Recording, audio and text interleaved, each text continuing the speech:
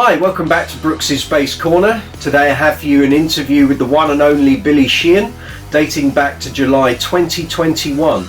This was a catch-up interview where we discussed what he got up to during the pandemic, his YouTube channel, various equipment questions and paraphernalia, and the passing of Dusty Hill from ZZ Top. Here we go. Hello, sir. How are you doing? We're good. We're good. I haven't spoken to you in now. Wow. 1, 2, 3, 4, 16 months. Okay. So we just gone into lockdown last time I spoke to you, which was for that Yamaha feature we did. Yeah. We started watching a TV show that we watched at the beginning of the pandemic, the new episodes now. And Yeah. it takes us back to those early days of the lockdown and all that. Pretty amazing. Where's the time gone? It just flew. I remember you saying to me, while I've got all this time, I'm going to get all these jobs done. I did pretty much. Good man. A lot of home handyman stuff. Mm-hmm. Right now I'm replacing all the hinges and handles on the many more doors than I thought we had. And so that's my latest to do. Cool. We're renovating a bathroom down here in my studio man cave area. Yeah. But I'm not doing that. We hired someone that's good man. Beyond my skill set. Good man. And you've got a YouTube channel. Yeah, I've had it for a long time, but I never put anything up. So I finally, the guy who videotapes my master classes is a wonderful photographer, videographer. So I said, come on over and I'll do my thing and I'll try and explain it into the camera as plain as can be, no script, no nothing. And it's been incredibly popular. People have been writing me every day. I get comments and emails about it. Yeah. And I'm glad to see, especially how to make a cheap bass play good, because a lot of people want a bass and they think they're going to have to drop hundreds of dollars and thousands of dollars. But I took, a few years ago, I took a bunch of leftover parts, bought a $50 body and a $50 neck, slapped them together, and those basses play great. so that was my example of that. Yeah. And a lot of people, especially people in third world countries that see, we are blessed with a lot of possessions and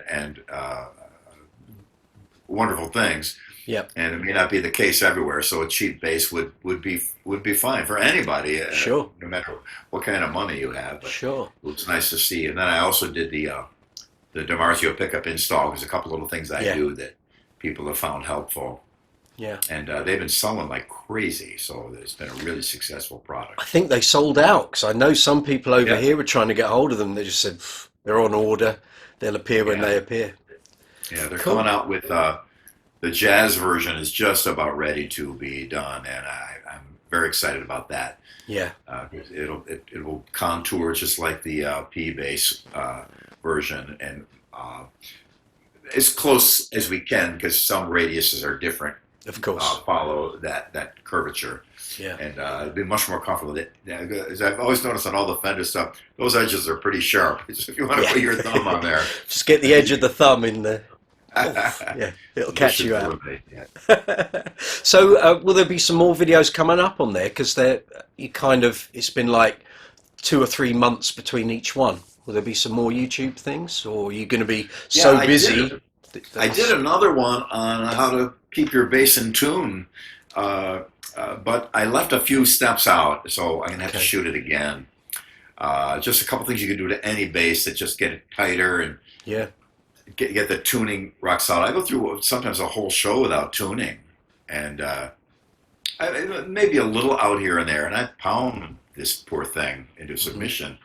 But there's a couple things you can do that really make it solid, and they seem to work over the years, keeping your bass in tune for almost the whole night. So I remember you demonstrating once with a Hipshot, and where you were really digging in like big time, and obviously the string had already dropped like a tone, I think down to a low D, and you were really going at it, and then when you plopped it back in, crunch, and I think you were like half a semitone out. It was like, oh, I think I just overwent there. I was a bit heavy-handed, and it was like, I'll just tune this up before we play.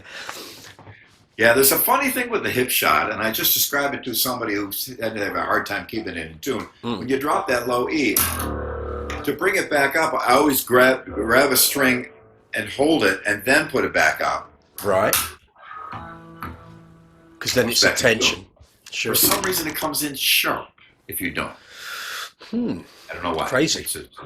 Laws of physics. It's counterintuitive. You'd think it'd come in flat, but yeah, it actually comes in a little sharp. So when you hold the string under tension and then do it, it comes back okay. Which you can do lightning fast if you're even in the middle of a song. Yeah. But it seems to work. Okay. Here we are, July 2021. What's on Mr. Sheehan's schedule? Well, I got back about a little over a week ago from being in Los Angeles with Mike Portnoy and Richie Kotzen writing songs for the Winery Dogs. Doing it the old-fashioned way. We were sitting around in a room and coming up with ideas and working on things and laying it down and rearranging. And I love doing it like that. I love working with a band. Yep. You know, I see so many people individuate and become a solo thing and do everything themselves, and it's got to be that's great and wonderful, and it's a perfectly legitimate way to carry about in this art of music. But I love being in a room with other people and trading ideas back and forth. And so we got a whole bunch of songs started, and I'm going to go back in about another 3 or 4 weeks, and we're going to do number 2 session. Okay. And take it from there. And so I'm very excited about that. Yeah. Because it's a few years, let's be fair, it's 6 years since the last album. So yeah. And we said at the time, people were waiting for another record after Hot Streak. And I just think when you get into that automatic mode that you must do these steps all the time, and there's no variation of it. It's kind of anti-art to me, because art should be a thing that you do when you're inspired, not when you're scheduled. Not a production line. we all went off on our own and did our own thing. The band never, thought about not playing again. We knew we were going to play together, but let's go off, live our lives, and come back with some adventures and stories to tell, and some new ideas and new music. Yeah. That's why the first record, I think, did so well, because we came together and just we had all lived our lives separate from each other. Now we're together in a band, and we get a product from it that is I'm quite happy with. So we went off and did our things. I played in Sons of Apollo with Mike and did a million other little things. Richie did a whole bunch of stuff. Did that record with the gentleman from Iron Maiden, and so we got back together in a room, and it was like new again. Cool. It was great. We had a blast. After we got done, we had a couple of great meals discussing life and the pursuit of happiness. And which hasn't been easy in the past 18 months. Has not.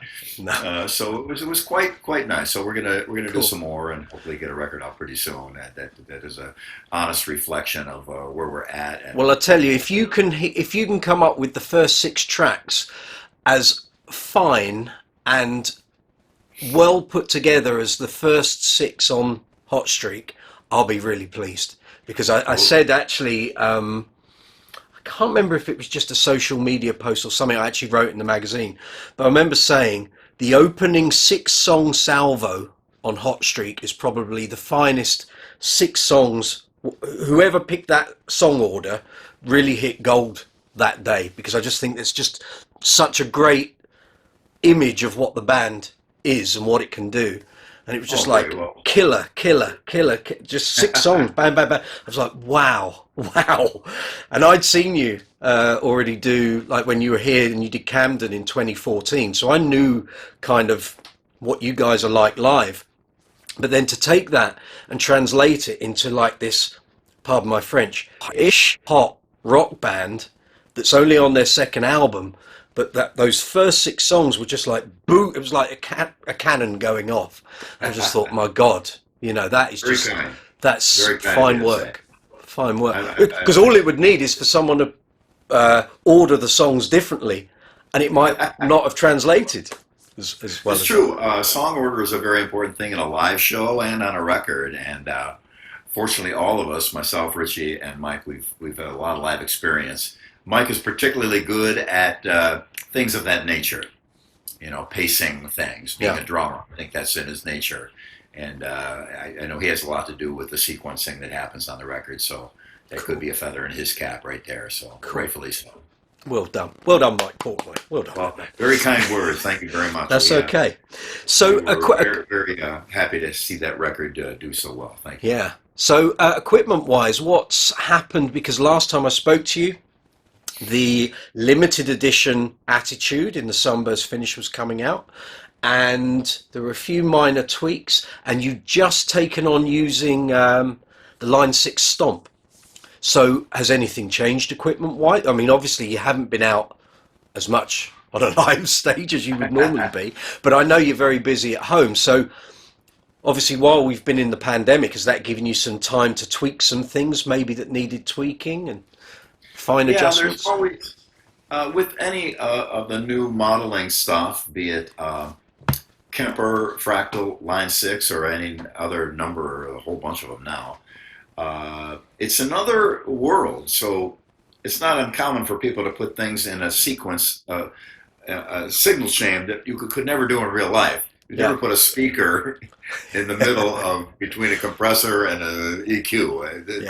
It couldn't happen. So it's interesting to see things like that happening. But I always try to stick with the traditional way of signal chain. Mm-hmm. You know, the compression generally being the last thing that there is, compression or limiting. A speaker would come after that, of course. Yeah. So that is, I've tweaked around a lot of my presets.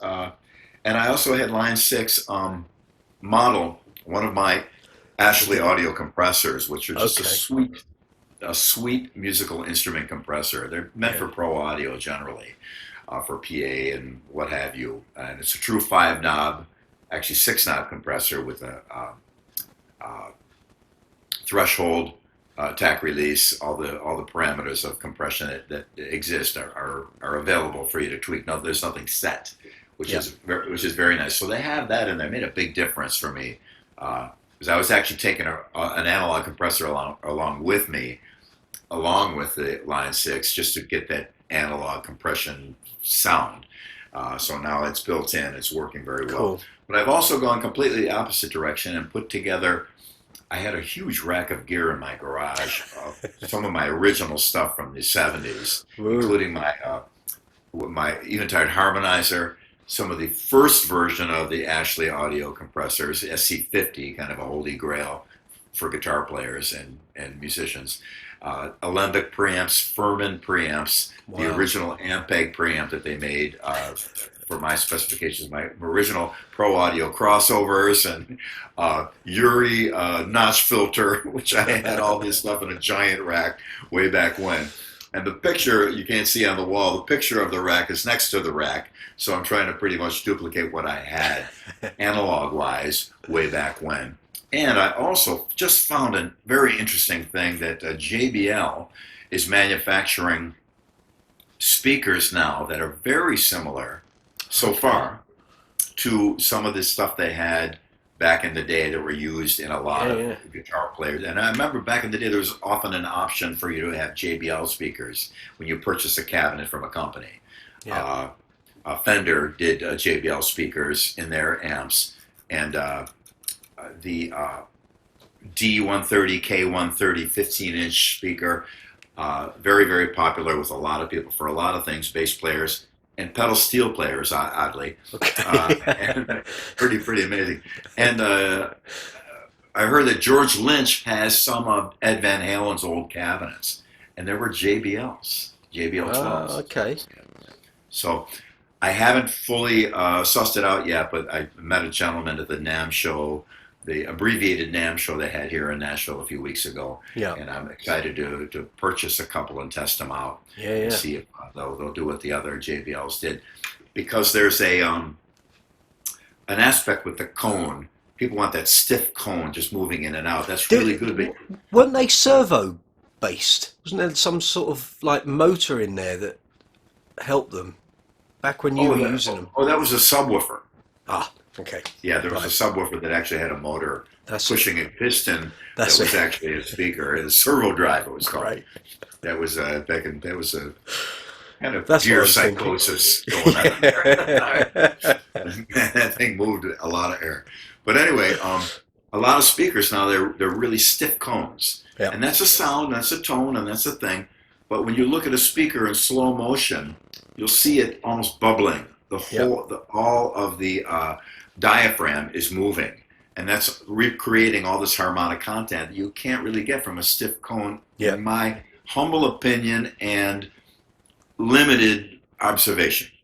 So these JBLs are very much like the K130, D130 with a thinner, pliable cone. And I'm hoping that they'll give that same response. Because I remember I used to just hold my bass up to the amp and the feedback, like all the harmonics come roaring out of there. I can still get them, but it takes more effort to get that out of a stiff cone. So I'm looking into to experimenting with those a bit. And a few other things. It's a little laboratory set up in the garage with a bunch of amps and testing various things. Yeah. It's pretty cool. So cool. It never ends. No, don't we know it? Going all the time. So before we get on to lean into it, Dusty Hill passed away yesterday. Oh, I know, yesterday. And they said he had a hip problem, but they were expecting him to go back out and do shows within a couple of weeks. They weren't expecting him to pass away. There was no...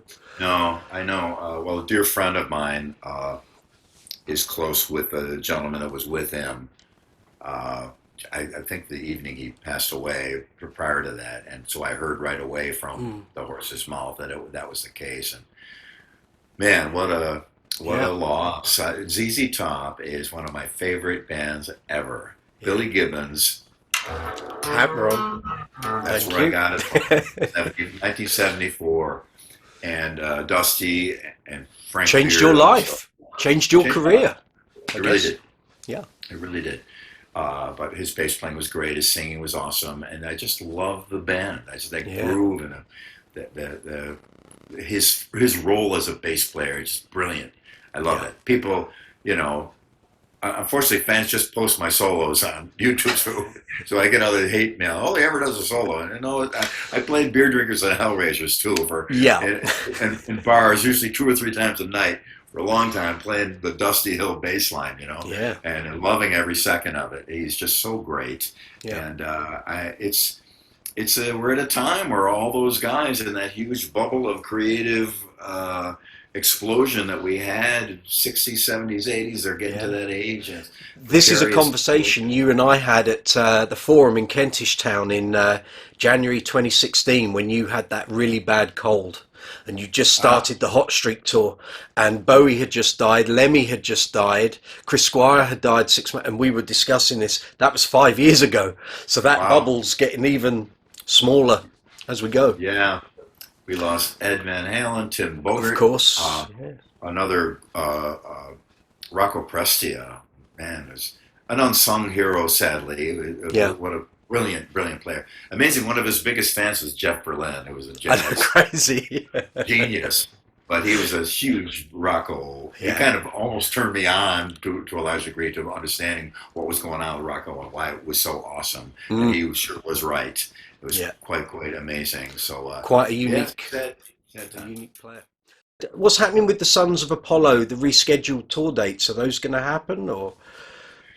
Yeah, they have some stuff rescheduled for 2022, but every time they reschedule and something else, and they move it back and they move it back. And I love playing in that band. I hope we get a chance. I thought, well, maybe in the interim, let's do another record, but then there was the idea, well, nobody gave this one a chance because we had to stop everything. So not sure about that, but if I may impose upon you to add this little extra news bit, the new Talas record is just about finished. Okay, and lovely. We went.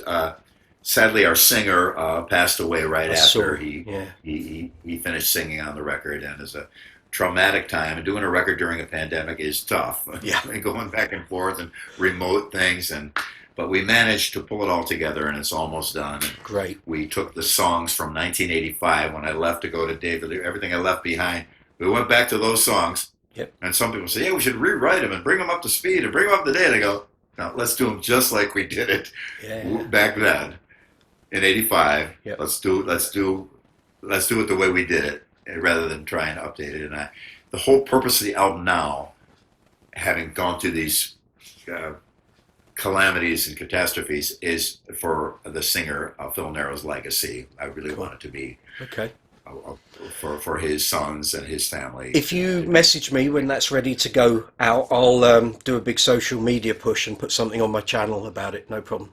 Oh, I'd be very grateful for No that. problem. Thank you so much. No problem. Yeah, Phil was just a wonderful, wonderful guy. Yeah. Not a hint of lead singer's disease, and just a great voice and a wonderful person. Cool. So sad to lose him, especially at this time too. Sure.